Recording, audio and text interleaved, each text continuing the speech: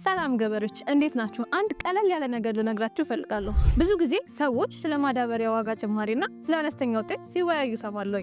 ታዲያ በቂ ምርት እያገኙ አይደለም፣ የአፈሩን ለምነት ከጊዜ ወደ ጊዜ እየቀነሰ ግን ደግሞ በተመሳሳይ የማዳበሪያ ዋጋ እጥፍ እየጨመረ እየመጣ ነው። ታዲያ እናንተ ስለ ኢኮግሪን ሰምታችኋል? ማሳዎችን እንዴት ህያው እያደረገ እንደሆነ ከጊዜ ወደ ጊዜ የበለጠ አረንጓዴ፣ ጠንካራ እንዲሁም ምርታማ እያደረገ እንደሆነ ኢኮግሪን በፍጥነት ይሰራል። ሰብሎችንም ጠቃሚ ንጥረ ነገሮችን በውስጡ እንዲያገኙ ያደርጋል። ከዓመት ዓመትም ለአፈርዎን ለም እያደረገ ለቀጣይ ዓመት ዝግጁ እንዲሆን ያደርጋል። በተፈጥሯዊ መንገድ በሀገር ውስጥ የተመረተ ምርጥ ማዳበሪያ። በርካታ ገበሬዎችም ይህንን እየተጠቀሙ ምርታማነታቸውን ከዓመት ዓመት እያሳደጉ ይገኛሉ። በሀገራችን የግብርና እንቅስቃሴ ላይ ትልቅ አስተዋጽኦ ያለው ኢኮግሪን የተፈጥሮ ፈሳሽ ማዳበሪያ።